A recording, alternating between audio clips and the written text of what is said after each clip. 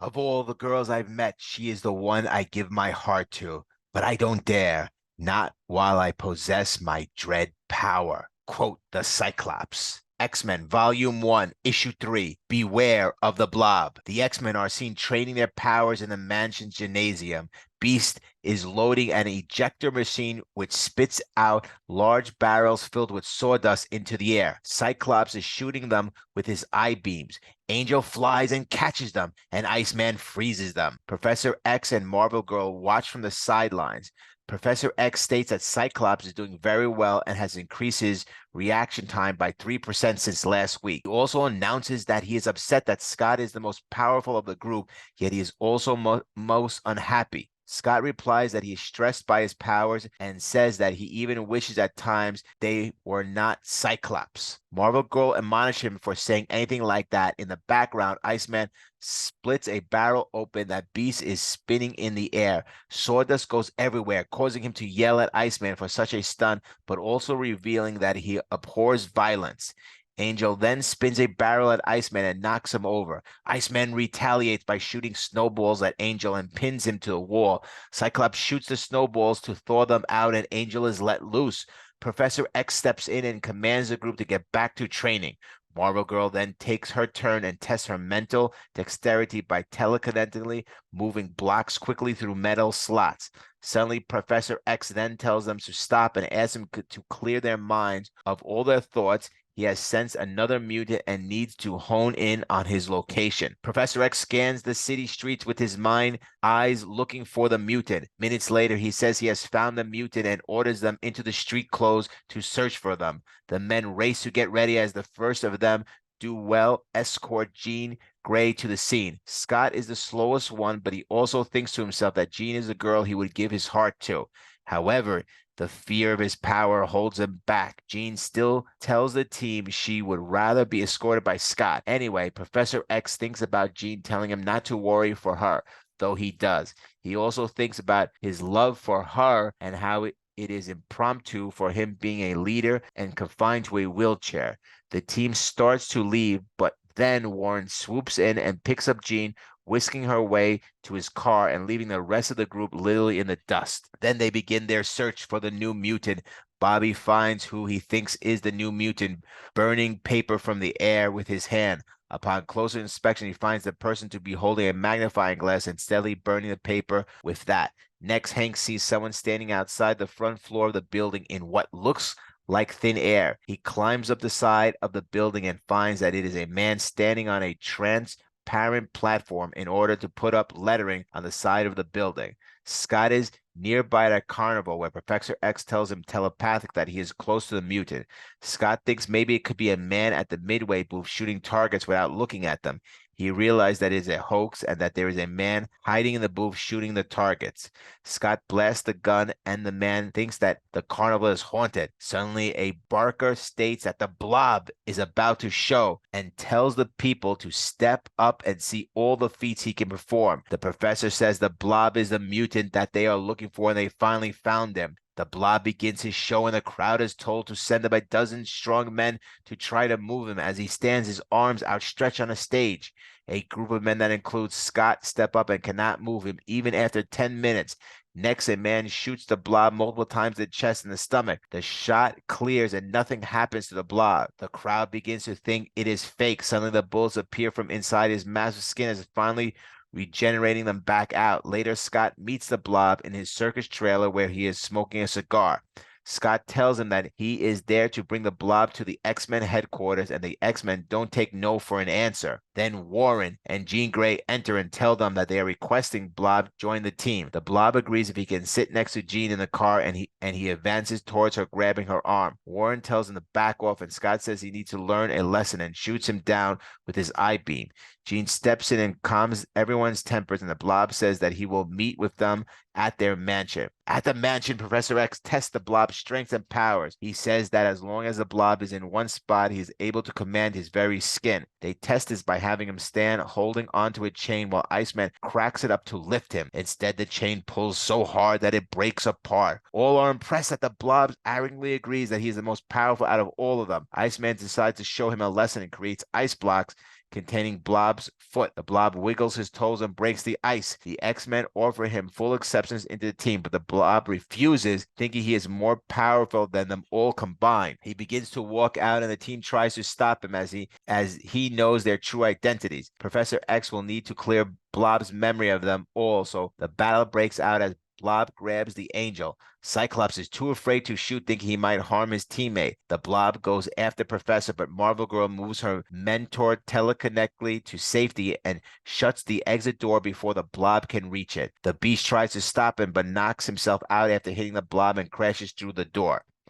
The Blob is able to escape and retreats into a network of tunnels through a manhole. Professor X warns that they must get the Blob to return so that he can erase the X-Men from his memory. Meanwhile, the Blob returns to the circus. He believes the only way for him to get rid of the X-Men is to attack them before they attack him. He goes to the circus owner and demands that he gather the rest of the performers together. He states that he is a mutant, homo superior, and that he is taking over the circus. The Blob rallies the circus performers into a mob and says that together they will defeat the X-Men.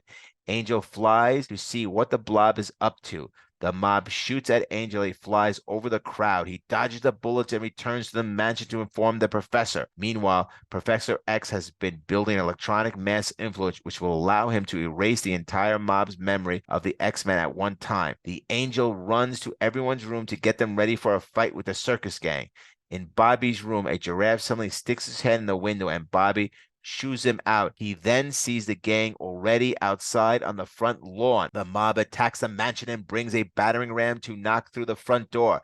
Marvel Girls opens it just before the reach, and they storm on through the mansion. They meet Cyclops down the hall, and he blasts them all right out the door. Outside, a group of tightrope performers attach a rope to the top of the mansion and start to walk across.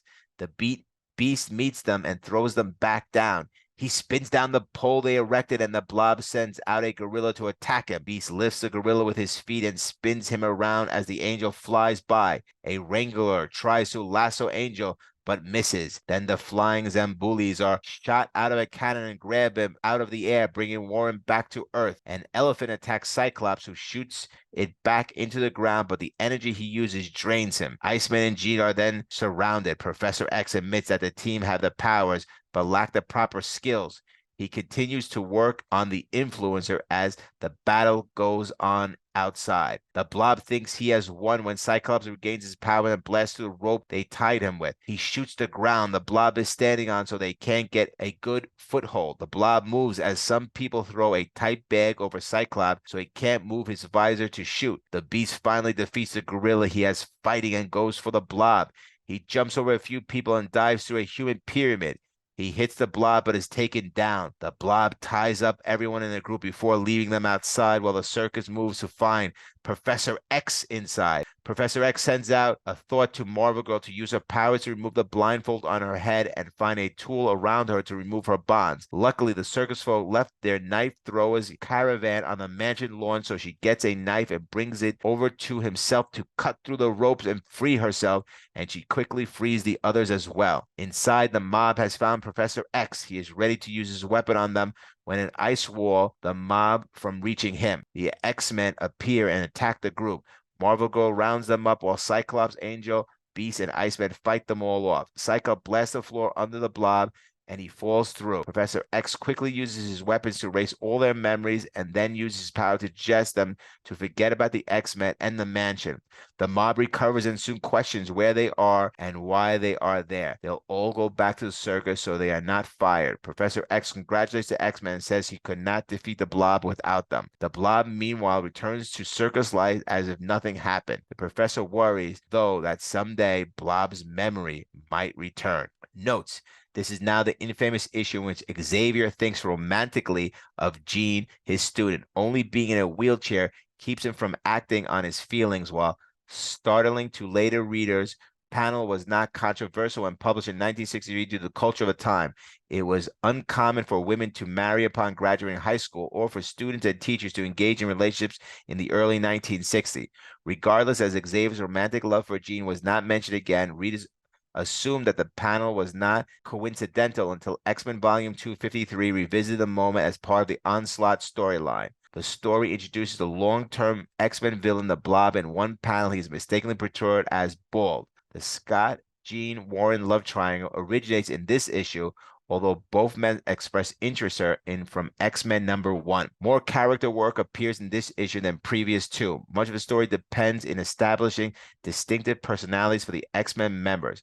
Cyclops is withdrawn and aloof to fear of his uncontrollable power, a variation on a common Lee Kirby trope, the hero who hates and despises his powers and longs to be normal, and his feeling of inadequacy compared to wealthy, handsome Warren when competing for Jean's affection. Iceman is immature, impulsive, and hot-headed. The Beast is bookish and intellectual who cares more about academics than superheroics. Jean shows an interest in the spending time with Scott, and Warren is privileged playboy who literally sweeps Jean off her feet, much to the annoyance of his teammates. Even the villainous Blob gets more distinct characterization than his predecessors. His surely petty bullying personality, as well as his unusual mutation, is a step up from the fairly one-sided no personality that Magneto and Vanisher displayed. Beast gives another perspective of his intellectual persona in Defenders 116. In the previous issue, Professor X easily removed the Vanisher's memories. In this issue, however, he must use precisely calibrated device, possibly Cerebro, though it isn't named, to strengthen his telepathic abilities to the extent he can induce a similar amnesia. Eventually, Lee and Kirby realized that Professor X using the power last issue made the whole X-Men team redundant and therefore downgraded this ability. Later stories revert Professor X's abilities' previous depiction and establish him as Earth's most powerful telepath. Xavier himself justifies not normally using his powers in that way, however, by stating that he has come to the view doing some as a violation of others' privacy. Such characterization will again vary even in consecutive issues. An example, Marvel Superhero Secret Wars 3 and 4. Perhaps the definitive exposition of Xavier of the moral and practical difficulties of using his powers to control others is in New Avengers Illuminati, Volume 2, Number 4. Next issue, X-Men, Volume 1, Issue 4, The Brotherhood of Evil Mutants.